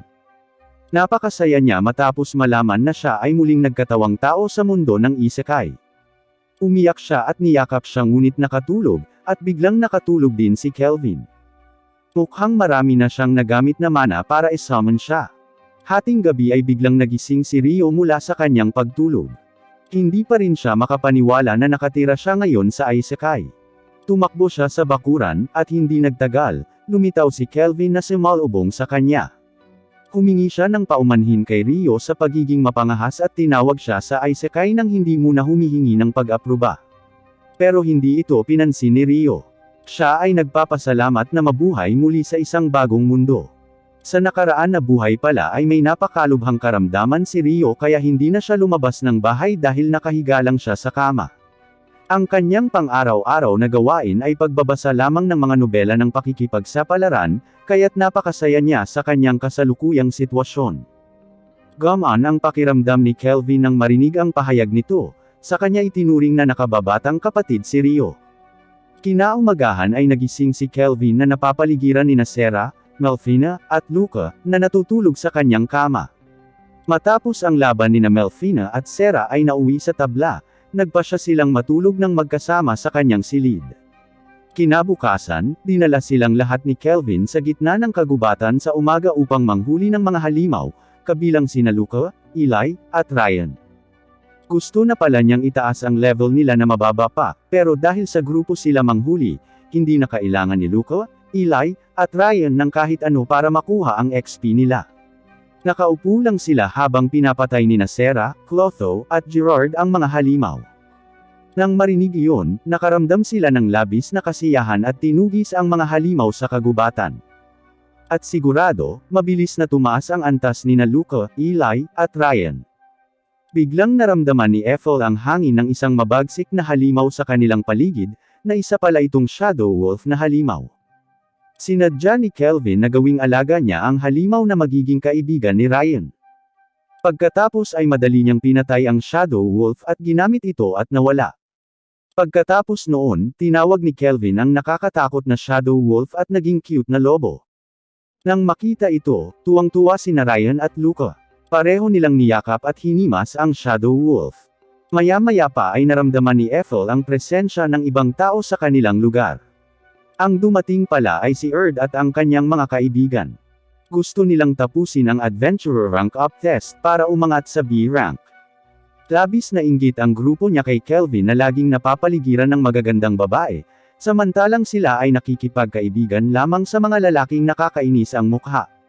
Pagkatapos noon, umalis sila roon para manghuli ng mga halimaw, ngunit lahat pala ng halimaw sa kagubatan ay kinatay ni Sarah, Gerard, at Clotho. Dahil dito, wala man lang natanggap na halimaw ang grupo ni Erd kaya hinanap siya ni Kelvin para humingi ng tawad sa pagsira sa plano ng grupo niya. Ngunit hindi ito pinansin ni Erd. Sa halip ay binati niya si Kelvin, na tinanggap para sa S-Rank Adventurer exam. Nang marinig ito ni Kelvin ay nataranta. Pagkatapos nito, bumalik si Kelvin at ang kanyang mga kaibigan sa kanyang bahay upang paliguan ang kanyang bagong alaga na si Alex. Sa oras na iyon, napagtanto ni Kelvin na siya ay niloko ni Leo, na nagbigay ng pagsusulit sa adventurer ng S-Rank nang hindi muna sinasabi sa kanya. Pagkatapos maligo ay niyaya ni Ryan si Alex na maglaro hanggang hapon, at nakatulog sila. Kinagabihan ay lumabas ng kwarto si Kelvin dahil naramdaman ni Sarah ang presensya ng mga misteryosong tao sa paligid ng kanyang bahay. 14 na tao pala sila. Ngunit nang suriin ito ni Kelvin, mababa pa rin ang kanilang antas, at ang kanilang pinuno lamang ang may mataas na antas. Inutusan ni Kelvin sina Ryan at Alex na harapin sila. Gusto niyang matutong lumaban si Ryan para magkaroon ng karanasan, pagkatapos ay ibibigay niya ang kanyang espada para magamit ni Ryan. Ang mga nanghihimasok pala ay assassin members ng Trycen Kingdom, ayaw nilang hadlangan ni Kelvin ang mga plano ng Trycen na pamunuan ang mundo, kaya sinadya nilang patayin siya. Gayunpaman, sa sandaling makapasok ang mga nanghihimasok sa bakuran ni Kelvin, lumabas sina Ryan at Alex upang harapin sila. Bagamat mukhang matigas pa rin ito sa paggamit ng espada, madali silang natatalo ni Ryan. Iniisip ni Sarah na mayroon siyang pambihirang S-Rank sword technique na kwalipikasyon, lalo na kapag si Gerard ang kanyang tagapagsanay. Matapos matalo ni Ryan ang lahat ng nanghihimasok, pinuntahan ni Kelvin ang pinuno ng assassin, at napagtanto ng lalaki kung gaano kakilakilabot si Kelvin. Samantala, sa Trycen City, tila may mahalagang pagpupulong si Emperor Zal sa kanyang mga general. Tila nag-aalala sila na ang pagkakahuli kay Kristoff kahapon ay maaaring makagambala sa kanilang mga plano upang sakupin ang mundo. Pagkatapos ay iminungkahi ng isa sa mga general na salakayin nila ang ibang mga kaharian at palawakin ang kanilang teritoryo gamit ang puwersang militar. Nang marinig ito, sumang-ayon ang ibang mga general, at ang ilan ay tumanggi. Hanggang sa wakas, kailangan nila ng isang huling boto. Sa kasamaang palad, hindi dumalo sa pulong ang lalaking general na nagngangalang Cliff. Sa wakas, inutusan ni Emperor Zal ang kanyang mga tauhan na ipatawag si Cliff, na natutulog kasama ang maraming babae sa kanyang silid. Kinaumagahan, pumunta si Kelvin at mga kaibigan sa isang nayon ng elf na matatagpuan sa hangganan ng Trycen Kingdom sakay ng karwahe na hinihila ng kabayo. Nagkaroon ng oras si Leo na sabihin sa kanya na madalas may maliliit na salungatan sa pagitan ng Trycen at ng mga karatig na kaharian nito sa hangganang lugar na iyon, bukod pa ang kaso ng pagbili at pagbibenta ng mga alipin ng elf, na lalong nakakabahala. Inutusan ni Leo si Kelvin na imbestigahan ang kaso. Kasabay nito, nakatanggap si Kelvin ng imbitasyon mula kay Haring Leonard mula sa Dress Kingdom na kumuha ng S-Rank Adventurer exam. Nang nalaman ito, nagulat ang mga kaibigan niya dahil sa kung paano nakakuha ng imbitasyon si Kelvin mula sa isang hari. Hindi nagtagal, ang kanilang karwahe ng kabayo ay nakatanggap ng biglaang pag-atake mula sa labas. Mula pala sa mga elf ang pag-atake. Pagkatapos, ipinakita ni Kelvin sa kanila ang opisyal na liham ni Haring Leonard at nagpakilala. Matapos marinig ito, lumabas ang lalaking elf leader na nagngangalang Neres dahil sa tingin niya ay mali ang ginawa niya kay Kelvin. Biglang nabigla si Neres nang makita niya si Ethel at tinawag siya ni Neres sa pangalang Rumol. Pagkatapos noon, pumunta sila sa bahay ni Neres para mag-uusap. Tila curious si Kelvin sa mga katotohanan tungkol sa pagkakakilala nina Ethel at Neres. Dahil nawalan siya ng alaala sa simula pa lamang bilang isang alipin. Maya-maya, nagsimulang magkwento si Neres, 20 taon na ang nakalilipas, ang nayon ng elf ay inatake ng isang napakalupit na Fire Dragon King. Hindi naintindihan ng dragon at naisip na iniinsulto siya ng isang elf. Pagkatapos, sinadya niyang sirain ang kaharian ng elf at sirain silang lahat. Ngunit isang elf ang lumapit upang pigilan ang dragon, si Rumol, hiniling ng dragon sa kanya na maging asawa niya, at nangako siyang kalimutan ang lahat ng kanyang sama ng loob. Pagkatapos ay nagboluntaryo si Rumol na kunin at pakasalan ang Fire Dragon King para sa kaligtasan ng kanyang nayon, ngunit makalipas ang ilang taon, natagpuan nila ang kanyang bangkay sa gitna ng kagubatan, at walang nakakaalam kung ano ang nangyari sa kanya. Inakala ni Kelvin at ng iba pa na si Rumol ang nanay ni Ethel dahil magkahawig sila ng pisikal. Ngunit itinanggi ito ni Melfina dahil si Ethel ay isang kalahating tao na elf, ibig sabihin ay dapat tao ang kanyang ama, hindi dragon. Pero mukhang wala namang problema si Ethel dahil ramdam na niya na may bagong pamilya na siya na kayang tanggapin siya kung ano siya, sina Kelvin at mga kaibigan nito. Sinabi ni Ethel na tinuring niya sila na parang sarili niyang kapatid. Nang marinig ang pahayag na iyon, napaluha sina Sarah at Ryan habang nakayakap sa kanya. Pagkatapos noon, tinalakay ni Kelvin ang kanyang misyon. Ang nayon ng elf ay inatake ng mga halimaw ng 3 beses sa lalong madaling panahon, at marami sa mga mamamayan nito ang kinidnap. Kahit na si Neres mismo ay nagtakip ng barrier upang hindi makapasok ang mga halimaw sa nayon, mukhang walang epekto iyon. Nag-alok si Kelvin na tulungan silang mag-set up ng isang barrier at bitag para sa mga halimaw. Tuwang-tuwa si Neres sa kanyang alok at pumayag. Pagkalipas ng ilang araw, hindi kalayuan sa nayon ng elf, mayroong isang grupo ng mga halimaw kasama ang ilang tropang militar mula sa Trisent Kingdom. Sila pala ang may pakana ng pag-atake sa nayon ng elf. Sina Kelvin at Ethel, na naghihintay sa kanilang pagdating, ay sumalakay sa mga tropa mula sa malayo, habang ang nayon ng elf mismo ay pinalakas ni Kelvin. Sinabihan niya si Melfina na gumawa ng fog barrier para hindi ito makita sa labas, at napatibay ang dividing wall ng village. Samantala, si Gerard ay may tungkulin sa pagbabantay sa tarangkahan, at ang pangkat na umaatake ay pinunan nina Melvina, Sarah, Ryan, at Alex. Hindi nagtagal, bumulusok sila ng hindi naghintay ng matagal at winasak ang mga tropa ng kaaway. Sa wakas, kinailangang ilabas ng desperadong commander ng kaaway ang kanilang mga alas sa pamamagitan ng pag-summon sa isang higanting halimaw na S-rank. Matapos makita ang halimaw, inutusan ni Melfina sina Ryan at Alex na harapin ang halimaw dahil gusto niyang makita ang pag-unlad ni Ryan, na masigasig na nagsasanay kasama si Kelvin at ang iba pa. Alam iyon, nasasabik si Ryan na harapin ang halimaw, ngunit nabasag ang kanyang espada nang salakayin niya ang halimaw. Tila masyadong matigas ang balat ng halimaw. Bukod dito, ang suntok ay napakalakas. Kung siya ay matamaan, maaari siyang mamatay kaagad. Mukhang hindi pa rin sumusuko si Ryan. Naglabas siya ng 3 espada ng sabay-sabay para salakayin muli ang halimaw, 2 espada ang ginamit niya, at 1 espada ang ginamit ni Alex. Sa isang combo attack mula sa kanila, nagawa niyang saktan ang halimaw gamit ang kanyang electric sword move. Ngunit bago bumagsak ang halimaw, sinabihan siya ng commander na magpalit ng anyo, at agad na naging isang higanting nakakatakot na hari ng apoy ang halimaw. Mukhang hindi naman nag-aalala sina Melfina at Kelvin tungkol doon. Naniniwala sila na kayang talunin ni Ryan ang halimaw. At sigurado, sa isang huling pag-atake, madali niyang malipol ang halimaw. Tuwang-tuwa siya at niyakap si Melfina.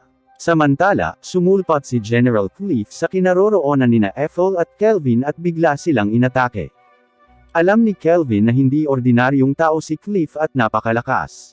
Gayunpaman, naakit si Cliff sa kagandahan ni Ethel at hiniling sa kanya na maging kanyang alipin. Ginagamit ni Cliff ang kanyang eye-binding move upang maapektuhan si Ethel, ngunit ang kanyang magic ay hinarang ni Kelvin. Bago magsimulang lumaban, tinukoy muna ni Kelvin ang lakas ni Cliff. Medyo nagulat siya matapos malaman ang level at status ni Cliff. Isa pala si Cliff sa mga taong nag-reincarnate mula sa ibang mundo sa Isekai, tulad niya.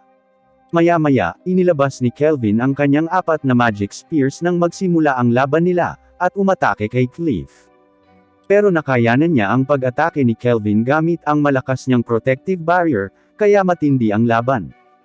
Inatake niya ng tuluyan si Kelvin. Wala siyang pakialam kung tumama man ang mga atake niya sa kanyang mga tropa. Nang makita iyon ay naiinis si Kelvin sa kanyang ugali hanggang sa magkasagupaan sila sa ere. Nagawa ni Kelvin na saktan ang mukha ni Cliff kahit na kailangan niyang mabali ang magic spear niya. Galit na galit si Cliff nang nasugatan ang gwapo niyang mukha. Inilabas niya ang pinakamalakas niyang atake para talunin si Kelvin. Inilabas ni Cliff sa kanyang barrier ang isang napakalaking bagyo, kaya nawasak ang lahat sa paligid niya. Pagkatapos, kinuha ni Kelvin ang kanyang bagong S-rank na sibat at hinampas ito kay Cliff ng buong lakas. Bilang resulta, ang pag-atake ay nagawang gumawa ng malubhang pinsala kay Cliff, maging ang kanyang binti ay naputol. Sa pagkakataong iyon, umiyak si Cliff at humingi ng tawad kay Kelvin, ngunit wala siyang pakialam at balak pa rin niyang patayin si Cliff. Hindi nagtagal, dumating ang isa sa mga general ng Tricen at tinulungan si Cliff. Umalis silang dalawa sa presensya ni Kelvin. Kasabay nito, ipinaalam nina Ethel at Gerard sa mga taga-Nayo na ligtas na silang lahat ngayon. Pagkatapos noon ay sumunod naman sa kanila si Kelvin at ang iba pa. Nagdaos sila ng malawakang party para ipagdiwang ang pagkapanalo ni Kelvin. Sa Tricen Kingdom, nakita si Cliff na gumaling na sa kanyang mga sugat. Ngunit tila, siya ay pinahirapan ng kanyang mga kaibigan at ginamit bilang pang-eksperimentong materyal. Tila gusto nilang saliksikin ang mga katawan ng mga taong muling nagkatawang tao mula sa ibang mga mundo. Samantala, si Kelvin at ang kanyang mga kaibigan, na natapos na ang kanilang party sa village ng elf, ay biglang nilapitan ng isang anak na babae ng isang elf, na niyakap siya. Noong una, akala niya ay gusto lang magpasalamat ng bata, ngunit ang babae pala ay si Haring Leonard mula sa isang disguise na damit at nagpalit ng anyo upang magsiyasat at magsuuri. Sinabi ni Haring Leonard kay Kelvin na nakapasa silang lahat sa pagsusulit sa S-rank, at iniimbitahan si Kelvin sa opisyal na seremonya ng pag-promote sa S-rank. Magkakaroon ng labanan sa pagitan ng mga S-rank adventurer, at si Kelvin ay hihilingin na sumali sa laban. Pagkarinig nito, masayang tumawa si Kelvin dahil isa siyang battle maniac, lalo na kapag nakaharap ang mga kaaway na mas malakas kaysa sa kanyang sarili. Hindi naghintay ng matagal, tumungo sila sa Dress City upang lumahok sa seremonya at makipaglaban sa iba pang malalakas na tao. Ito na ang katapusan ng anime. Ang moral na matututuhan sa anime na ito ay kapag gumagawa ng teamwork, dapat unahin natin ang kanilang kaligtasan, hindi tulad ni Cliff na naglalabas lamang ng kanyang mga atake at galit na walang pakialam sa kaligtasan ng kanyang team.